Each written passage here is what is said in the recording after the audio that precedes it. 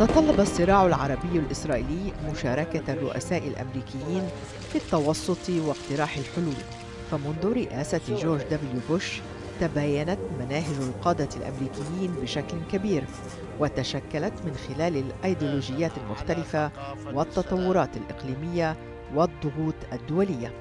سأعود بالمشاهدين 20 عاماً للوراء لنستمع إلى وجهات النظر المختلفة في مقابلات حصرية مع رؤساء ومسؤولين أمريكيين. هل كان حلم الدولتين سراباً أم سلسلة من الأخطاء أم عدم جدية في التنفيذ؟ So I think we've got a very good chance to succeed. I want it to happen before I'm president, but it's not about me. That's my point. It's about the Palestinians, and it's about the Israelis, all of whom many of whom want to get rid of the past and have a more glorious future by living side by side in peace and democracy. And I think it's going to happen. Nice to see you. Welcome. Thank you very much. Thank you, sir. We are glad you're here. Thank you. History here, and got to think about the future of the Middle East. Well, that's a great note, sir. I was impressed by my visit with President Abbas.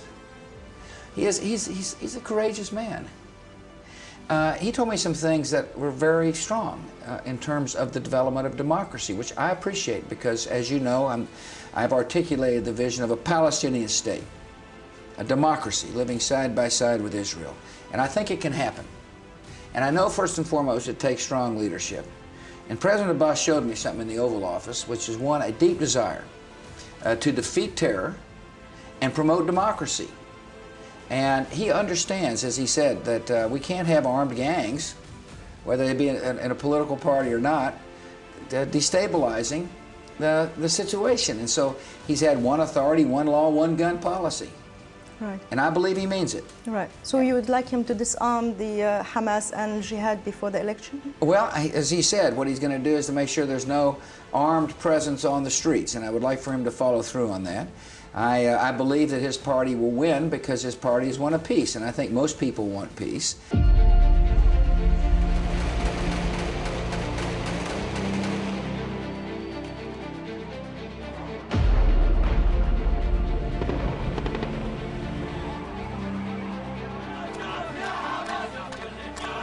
لكن تمنيات بوش لم تتحقق، فقد فازت حماس في انتخابات عام 2006، مما عقد المضي قدما في تحقيق حل الدولتين، أو على الأقل المضي قدما في هذه المسودة.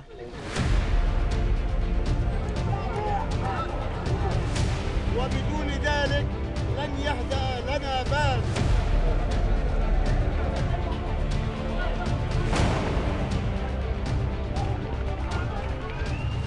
You know, one of the interesting things is in this campaign is that he will be able to say, I worked with Israel to get the Israelis out of Gaza. Now, and you and I have been discussing this a year and a half ago, because I know this is an issue very dear to your heart. And I would have said, the settlements will be dismantled and Israel will be out of Gaza. You'd have looked at me and said, I don't think you know what you're talking about, Mr. President. And sure enough, it happened. Prime Minister Sharon gets a lot of credit for that, as does President Abbas. Very few people thought it could there could be enough cooperation for the withdrawal to be peaceful. Both men had to deal with difficult political situations as a result of the decision. And now we need to move forward. And the United States wants to help. And we want to help. You asked me if people get elected, they're going to use violence as a tool. There won't be our help. We just won't be involved. Why don't you want to push the parties towards a final status negotiation and say by this date we're working towards it? Absolutely. No, well, I said I appreciate. Thank you for giving me the chance to clarify a statement. Look, I said I would like this to happen before I end being president, and I would, and we are going to push. I mean, you know, one of the reasons. Well, Connie and I talk about this all the time. Connie Rice and I about how we'd very much like to see. You know, the Palestinian democracy achieve its status as a state. I'd love that if I were the president. I think it'd be a great historic achievement for everybody involved. And so I did put out a firm date, and I'm going to work hard for that date. On the other hand, you don't want an American president making decisions for other people based upon his own political calendar or his own time in office, is what I really meant to say. I don't think it's fair.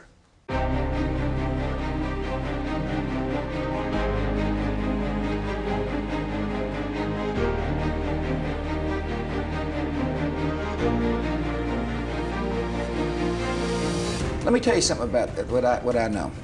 First of all, I've been very impressed by the caliber of the Palestinians I've met, and I've met quite a few. They're very smart, very well educated, and very entrepreneurial. The Palestinians are good business people, right. And they want to be free, and they're peaceful. They really are peaceful, and they have a chance to. And I've told this to Abu Mazen. I said, "You got a fantastic population, you know, and now's your chance to lead them."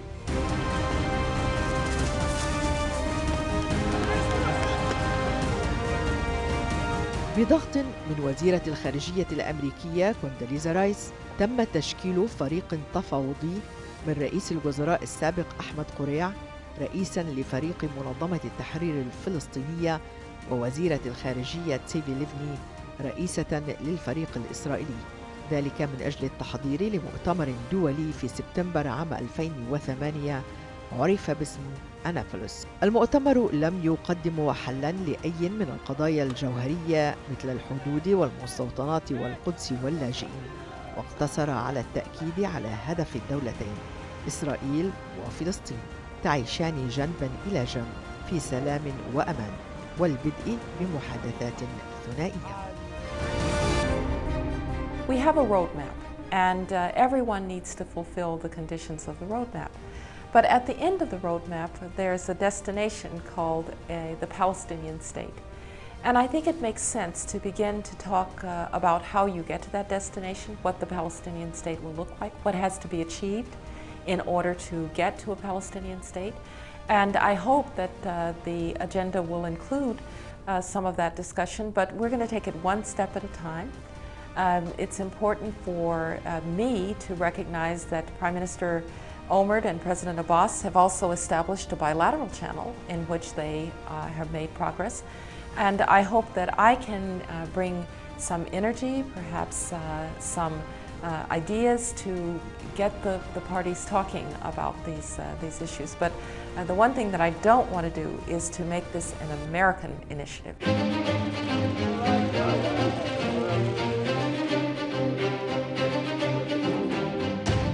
I've learned one thing about the Middle East. If you wait for the perfect circumstances, then you'll never get on the plane.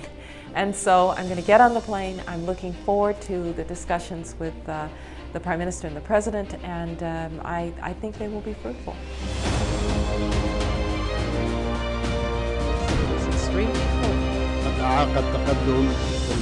The United States doesn't use its humanitarian assistance for political purposes. We use it because of need, and we don't want to see malnutrition of Palestinian children or disease among Palestinian children, and so we've continued our humanitarian assistance.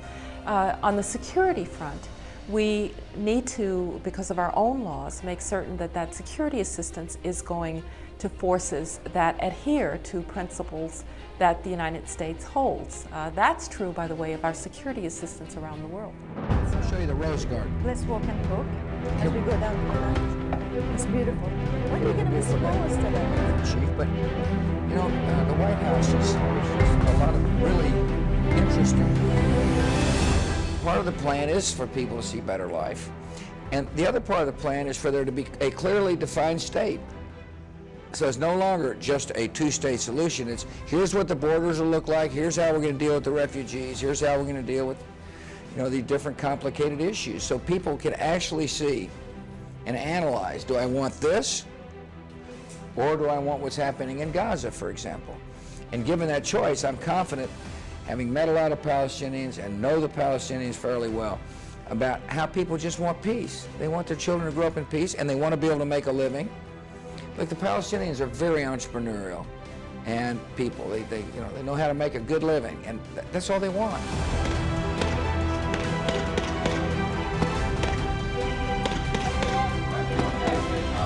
شغل توني بلير منصب ممثل اللجنة الرباعية من يونيو عام 2007 حتى استقالته في مايو عام 2015. عين بلير لدعم التنمية الاقتصادية الفلسطينية وبناء المؤسسات تحضيراً لإقامة دولة فلسطينية مستقبلية، لكنه لم يحقق إلا بعض التقدم، وكان تأثير مبادراته على الأرض محدوداً لانعدام ثقة الجانب الفلسطيني به واتهامه بالانحياز وقربه من المصالح الإسرائيلية. وتم انتقاد الرباعية بنفسها على أنها عديمة الفائدة. You know, it's easy for people to be cynical about it or say, you know, there's been 7 years when nothing's happened, or to say there's been so many failed attempts in the past, how can this succeed? And no one can be sure, but the important thing about Annapolis is that it launched a process for the resolution of all the issues and with a timeline, namely 2008. So a lot of people are putting a lot of credibility on the line, not just the Israeli and Palestinian leaders, but also the President of the United States and all of us who are involved in this. Now, there's still an immense amount to do. You've got to do the negotiation. We've got to have the December conference in Paris on supporting the Palestinians in their state, the economic projects, the lifting of some of the restrictions and so on the ground. A massive amount to do, but we've got a strong process underway.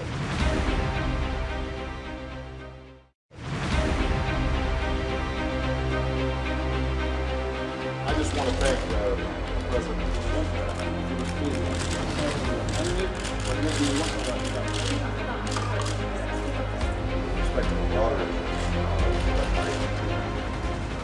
نهج باراك أوباما في التعامل مع الصراع الإسرائيلي الفلسطيني اعتمد على مخرجات أوسلو ومبادرة السلام العربية لعام 2002، حيث دعا إلى دولة فلسطينية ذات سيادة وبحق تقرير المصير على حدود 67 مع تبادل للأراضي.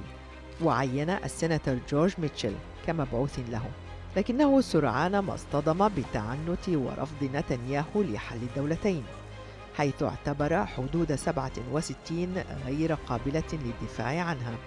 واجهت جهود ميتشل عقبات كبيرة وأسفرت عن تقدم محدود. أهم العقبات كانت الأنشطة الاستيطانية، ومن ثم الانقسام بين السلطة في الضفة وحماس في غزة. You were the second president I'm interviewing who's leaving office without realizing the vision of a Palestinian state. You had serious efforts in the first and second administration, yet we reached a dead end. Why? Who's responsible for that? Well, this is a very difficult challenge. On the one hand, I am a deep and strong supporter of Israel, and the connection between the United States and Israel is obviously powerful. And Israel has legitimate security concerns. There's no doubt about it. And what is also true is I'm deeply committed to a Palestinian state. In my visits to places like Ramallah, when I talk to young Palestinian students and I hear their sense that their world is shut off because of their circumstances in the West Bank, or when I hear some of the heartbreaking stories in Gaza, the only solution to me over the long term is a two-state solution. And we worked very hard, but frankly, the politics inside of Israel and the politics among the Palestinians as well made it very difficult for each side to trust each other enough to make that leap.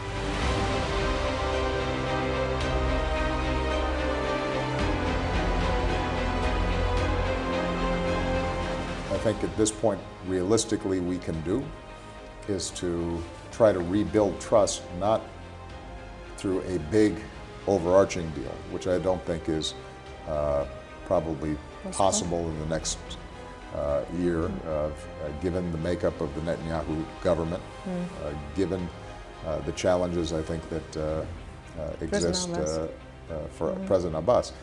But if we can start building some trust around, for example, relieving the humanitarian suffering inside of Gaza and helping the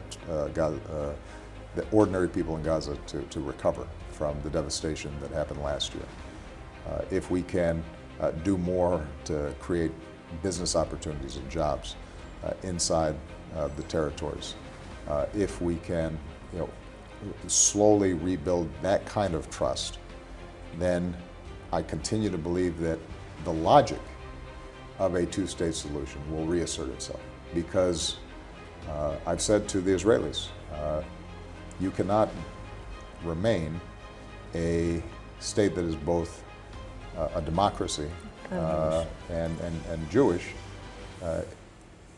if you continue to have this problem unresolved. And with respect to the Palestinians, I've said that you cannot expect to have a state of your own and the full dignity and respect that is inherent for all human beings if you also don't recognize Israel, because Israel's not going anywhere. And I think that people of goodwill on both sides understand that.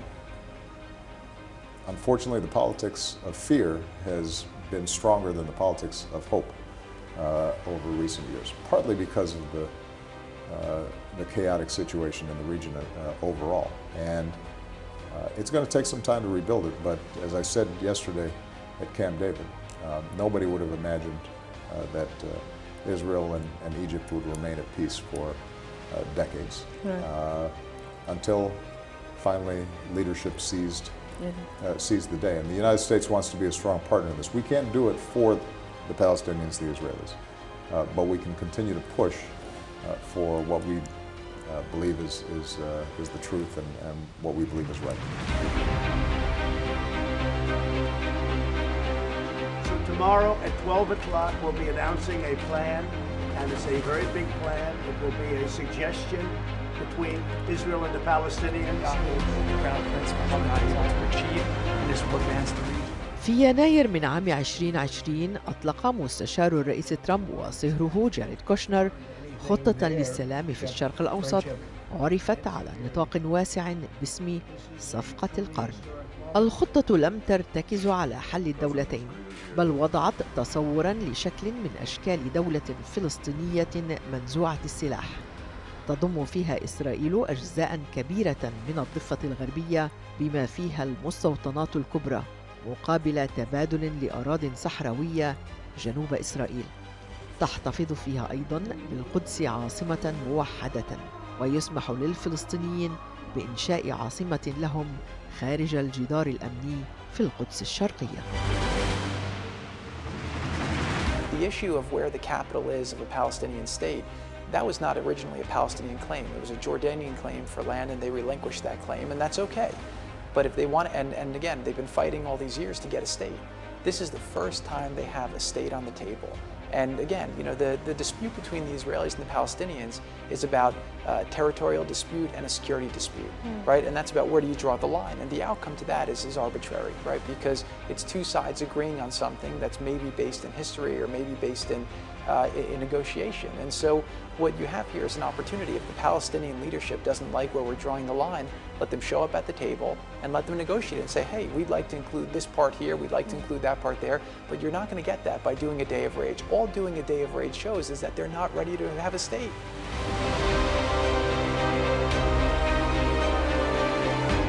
كوشنر ربط هذا الاقتراح بخطة استثمارية اقتصادية ب50 مليار دولار، لكن السلطة الفلسطينية رفضت المشاركة.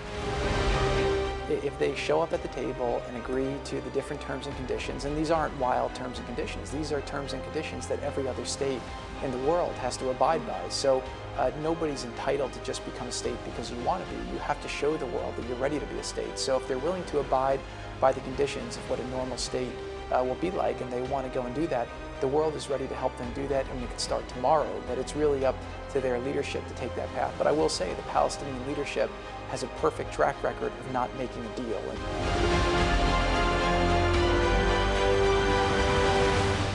Israel has this much land in the Middle East.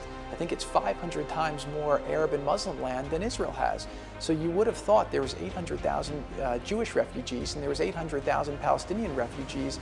The 800,000 Jewish refugees were absorbed. You have 800,000 Palestinian refugees who went to Kuwait, they got kicked out of Kuwait, they went to different places, right? Because they sided with Saddam Hussein in the Gulf War, right? When America was siding with Kuwait and with Saudi Arabia and all those people. And you have a situation now where these people have turned from 800,000 to 5 million. You have over 50 Muslim countries, and these people weren't absorbed over time. That's because these people have been used as a pawn in the broader Middle East. But you have a different leadership today. The leadership that I'm seeing in the Middle East, whether it's leadership in Egypt, in Jordan, in Saudi Arabia, in Qatar, in UAE, in Bahrain, in Oman, the leadership wants to see their people live a better life. They're tired of using the issue of hatred of Israel as a way to divert from their own internal shortcomings. And a lot of these countries are doing the hard things, they're making the necessary reforms, and they're trying to get better to give their people a better future. Here at the White House, President Abbas signed a declaration of principles. خيارنا سيادة الرئيس الاستراتيجي الوحيد هو أن نحقق مبدأ الدولتين. I think it's a very sad situation. You say that the message in the campaign towards minorities. A poll came out recently where The president talked yesterday, and as we said, all options. Fear for Palestine. سياسة الرئيس ترامب اعتبرت بمثابة انحراف كبير عن الإدارات الأمريكية السابقة، فقد قام ترامب بالاعتراف بالقدس عاصمة لإسرائيل عام 2017 وأوقف المساعدات للفلسطينيين بما فيها مساعدات وكالة الأنروا. وأعلنت إدارة ترامب أن المستوطنات في الضفة الغربية لا تتعارض مع القانون الدولي، وقامت بإغلاق بعثة منظمة التحرير الفلسطينية في واشنطن.